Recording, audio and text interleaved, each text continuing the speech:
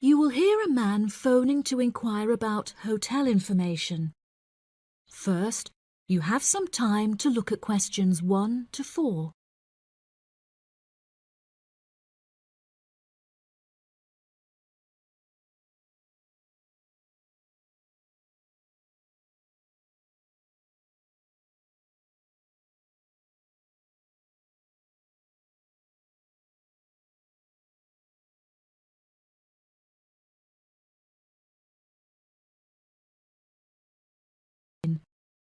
You should answer the questions as you listen because you will not hear the recording a second time. Listen carefully and answer questions 1 to 4. Good afternoon. You're through to reception at the Island Hotel in Crete. How may I help you today? Yes, hello there. I'm hoping to book a double room for my wife and myself for about 2 weeks, from the 25th of April of this year. Firstly, could you tell me whether it's particularly hot during this time? Yes, of course, sir. During late April and early May, the daytime temperature shouldn't exceed 19 degrees Celsius. But the weather has been rather erratic and difficult to predict in recent years, so I am unable to say for certain. Okay, that sounds good. My wife doesn't like going outside when it's very hot. I haven't booked flights yet, but I must say that I'm unfamiliar with Crete and its transport system. Does the hotel provide an airport shuttle service? Yes, sir. We provide a complimentary airport pickup service for all our guests. It takes about 40 minutes to get here from the airport, but it's at least 60 minutes at rush hours. And you will be provided with a fully air-conditioned shuttle bus. Okay, excellent. In that case, do you have any rooms available for the dates I gave you? I shall have a look on the system now for you, sir. Bear with me just a moment. Yes, sir. I can see now that we have several rooms available. Would you prefer a garden view or a sea view? Well, ideally I would like a sea view room with a balcony, but of course that depends on the difference in price. Not to worry, sir. All of our standard double rooms have ensuite facilities and a balcony. If you would like one of our sea view rooms, there is a premium of €60 per night. Okay, so could you tell me the total nightly rate for a standard double room with a sea view? Yes, of course, sir. For the spring months, our rate is €216 per night. For 14 nights altogether, this will come to €3,024. Perfect. I also read on your website that the hotel has gym and spa facilities. Are there any other facilities on offer? Yes, we have a large outdoor infinity pool overlooking the ocean, with luxury sunbeds and a poolside bar. We also have 3 full-size tennis courts, where we run a popular doubles tournament, with the winner receiving 2 all-inclusive spa day vouchers. Goodness, I shall have to brush up on my tennis skills. Before you hear the rest of the conversation, you have some time to look at questions 5 to 10.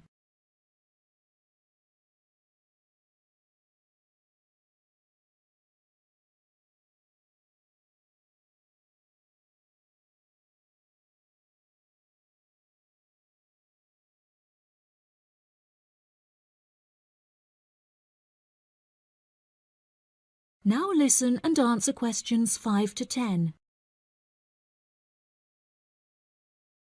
Are there any other activities organised by the hotel that we can partake in? It's just that it's our wedding anniversary on the 30th of June, and I would like to provide my wife with a perfect romantic getaway. I can assure you, sir, that your wife won't be disappointed. Ours is a 5-star resort, which is renowned for its luxury and beauty. In terms of activities, the hotel provides thrice-weekly entertainment. On Tuesdays, guests will take a minibus and partake in learning to cook succulent fish dishes with our Michelin-starred chef Enrique. The class will take place in a beautiful valley deep in the Cretan hills, where guests will be treated to an intimate piano performance by our in-house concert pianist Pedro. On Wednesdays, a select number of guests will be fortunate enough to explore the mountains by helicopter. before being transported to a tropical Cretan garden by shuttle bus. Finally, on Thursdays, after a fancy dinner, we provide a spectacular fireworks display, which guests can view from the comfort of a cable car. Oh, wow. That all sounds absolutely wonderful. I shall book the room now, and then I need to look at flights so as not to become extortionate. Would you like to take my details now or later? That is the end of part 1. You now have half a minute to check your answers.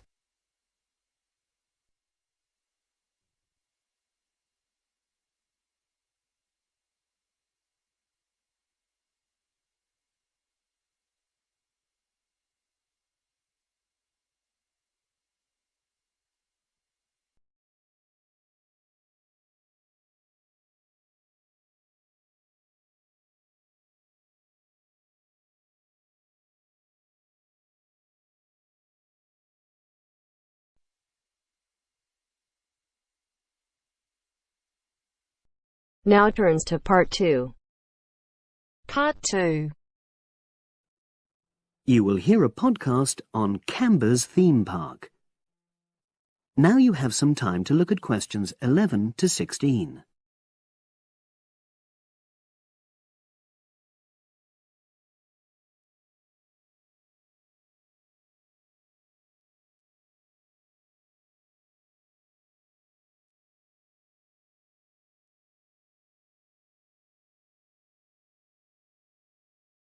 Now listen and answer questions 11 to 16.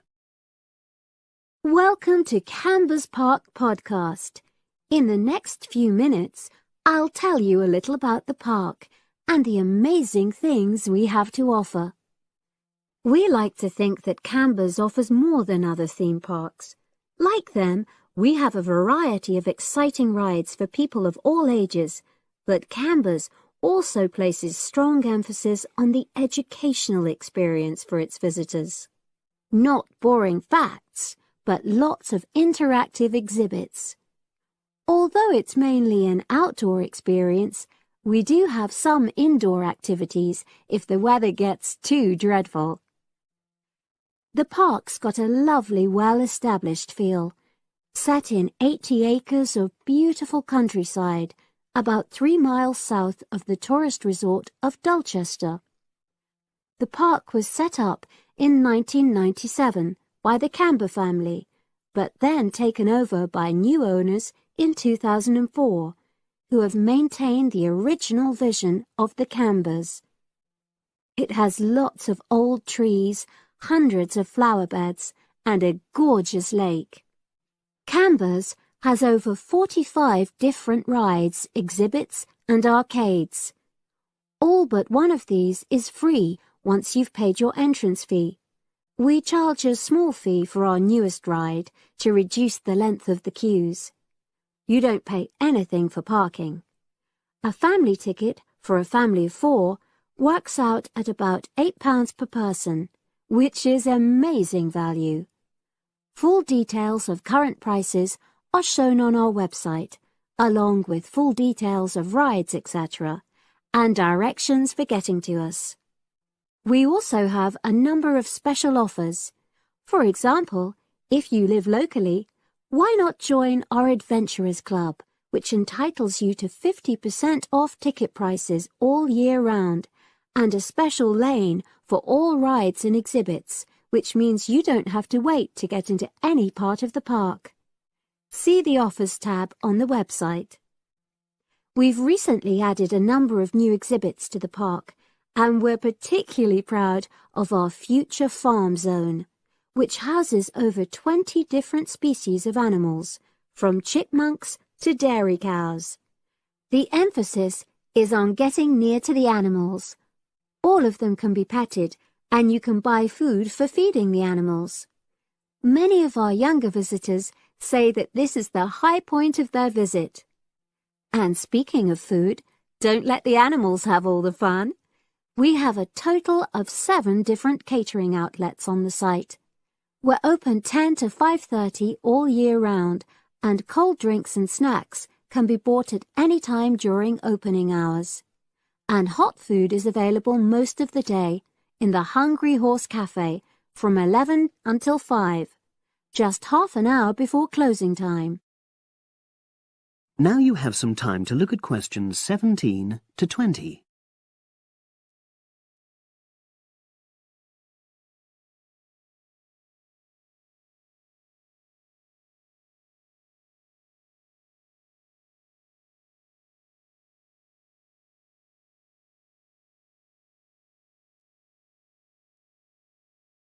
Now listen and answer questions 17 to 20. Now we want all our visitors to have an exciting time when they come to the park, but our first priority must be safety. Parents and guardians know their children's behavior and capabilities, but here at the park we have set certain conditions for each of the rides to ensure that all visitors get the maximum enjoyment out of the experience and feel secure at all times. There are 4 major rides at the park.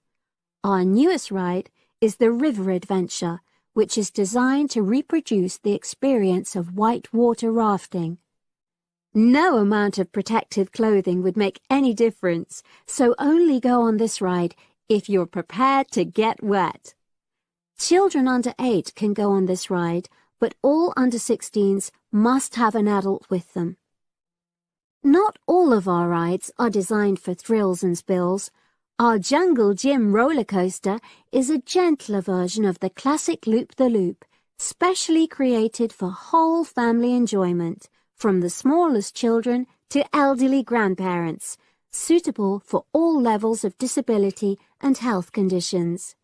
Carriages have comfortable seating for up to 8 people with safety belts for each passenger, which must be worn at all times.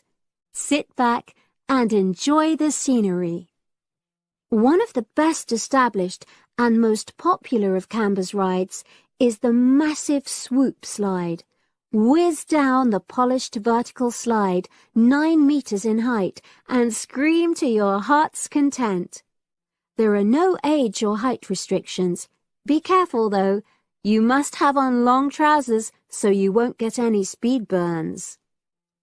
And then there's the famous Zip Go-Kart Stadium with 16 karts, 8 for single drivers and 8 for kids preferring to ride along with mum, dad or carer. Take part in high-speed races in our specially designed Formula One style karts, but no bumping other karts, please. All riders must be above 1.2 meters because they have to be able to reach the pedals, even in the shared karts. Full details of all safety features are available on our website at www.camberspark.com. So come and make a day of it at Canberra's Theme Park.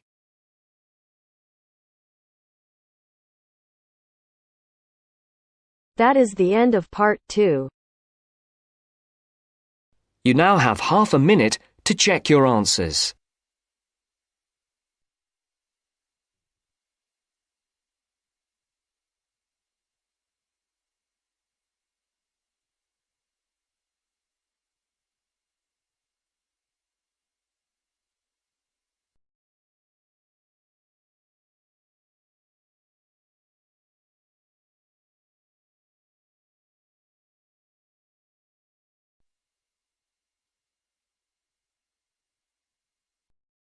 Now turns to part 3.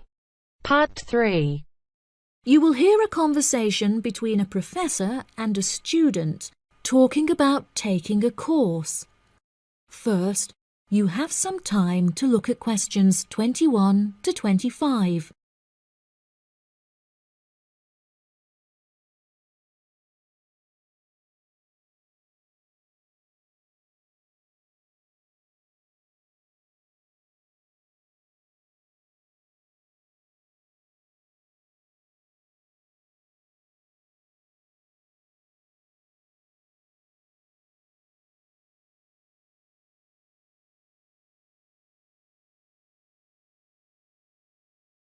Now listen carefully and answer questions 21 to 25.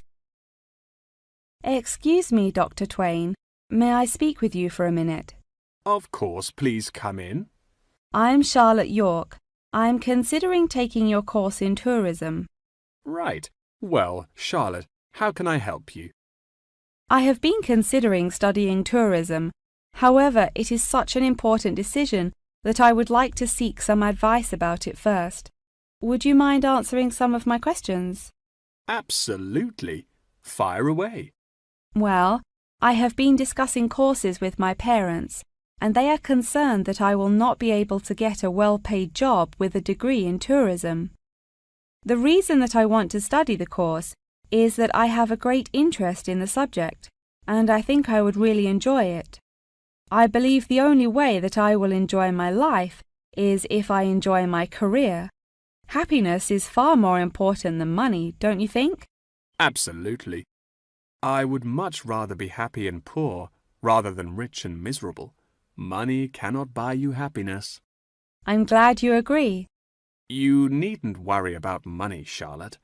A large part of the tourism course is dedicated to teaching students how to manage finances, a skill that you can apply to your everyday life as well. I would also recommend that you take a sideline course in time management, as this can be incredibly useful in efficiently planning your workload. Efficiency is the key to success. I'll remember that. Now, I have found that some students have natural talents that really help them to succeed in the course.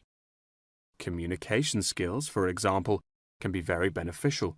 Do you have any strengths? Maths was always my favourite subject at school, so I really enjoy solving mathematical problems. However, I find statistics quite difficult. I have always been very capable and self-sufficient. I have a lot of confidence in my abilities and will take the initiative in situations without needing to depend on anyone else for their help. That's a really great quality to have and will be particularly useful if you choose to study tourism. That's great. I would recommend that you spend some of your time researching the course.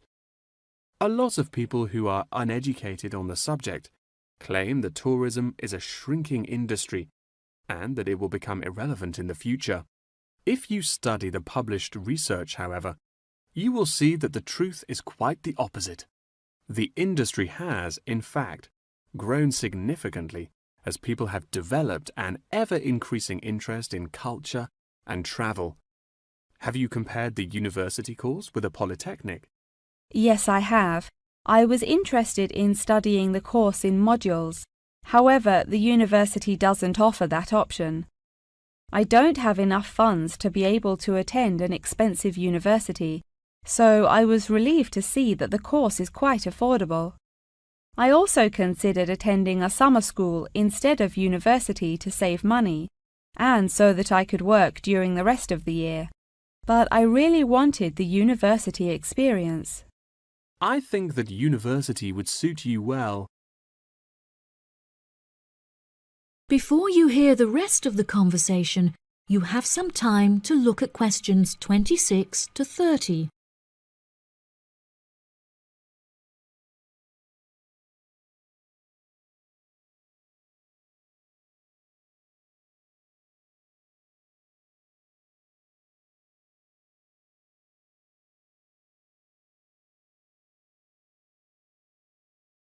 Now listen and answer questions 26 to 30. Now, what about the courses? Are you interested in any of the other subjects on offer? I have looked at a few.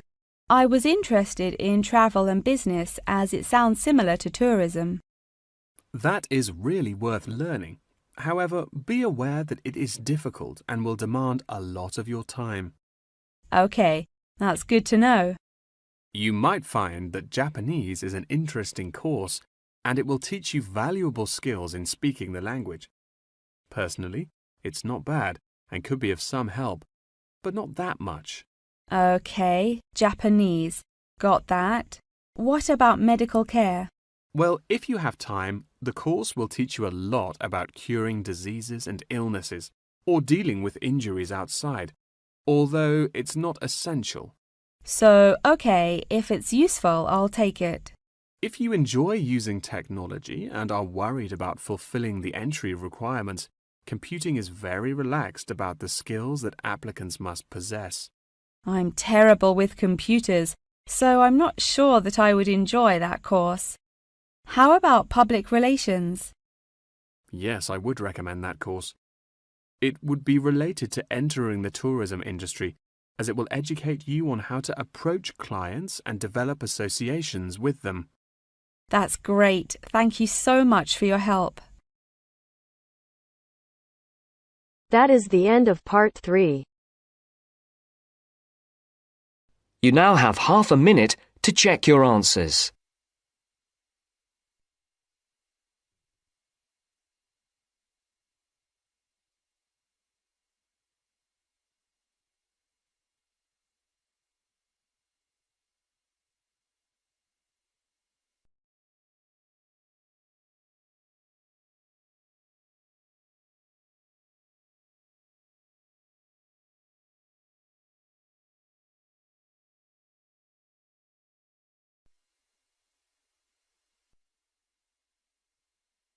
Now turns to part 4. Part 4. You will hear part of a lecture about a place called Cuba Pedy. Listen carefully and answer questions 31 to 36.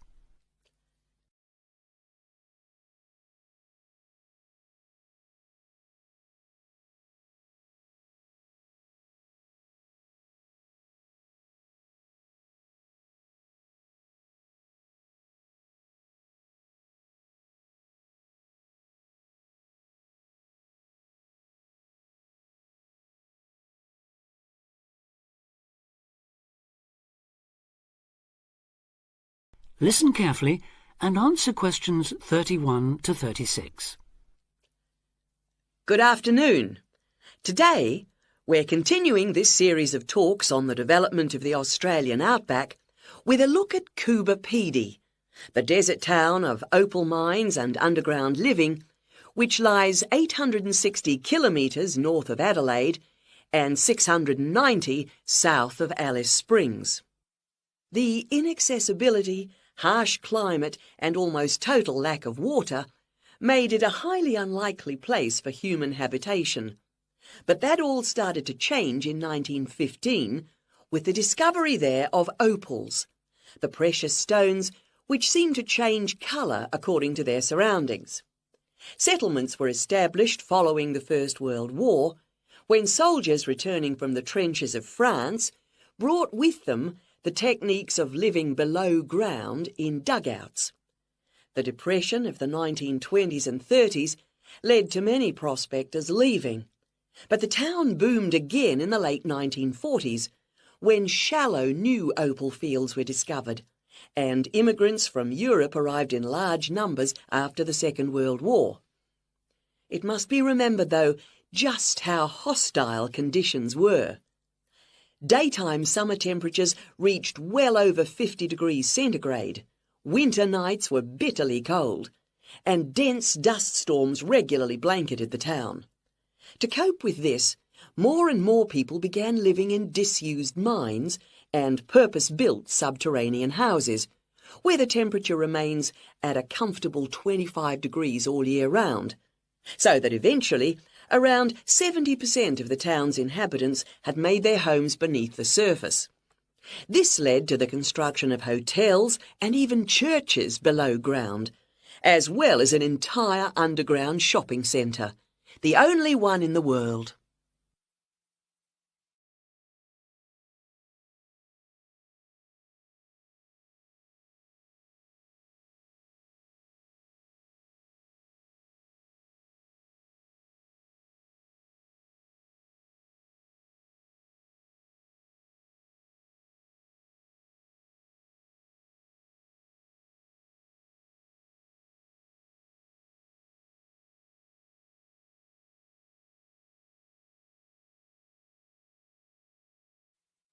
Now answer questions 37 to 40. Perhaps not surprisingly, this has now led to the emergence of a secondary industry, tourism. increasing numbers of visitors come to see the tunnels and the caves with their ventilation shafts, the weird machines lying about in the town, and, just beyond it in the scorched red desert, the conical hills thrown up by the world's biggest opal mines. It's a logical stopping place for travellers too. The nearest town to Coober Pedy is Woomera, in the prohibited area once used for launching space rockets. But even that is an enormous distance away. Within the town itself, there are plenty of hotel rooms and a number of ethnic restaurants. Remember that Coober Pedy is one of the most multicultural places in Australia, with an estimated 45 nationalities represented, and its very own Opal Museum. A short distance from town, there's a section of the enormous barrier that runs thousands of kilometres across the country, the Dingo Fence, which is meant to keep these predatory wild dogs out of the sheep farming areas. Another attraction just outside town are the sets of various films made there, including Mad Max 3, as well as The Red Planet and Until the End of the World. Names that reflect the harshness of the terrain and temperatures there. The name Coober Pedy, incidentally, comes from an Aboriginal expression meaning white man's hole in the ground. Next, I'd like to go on to talk about Broken Hill, another mining town, but one that...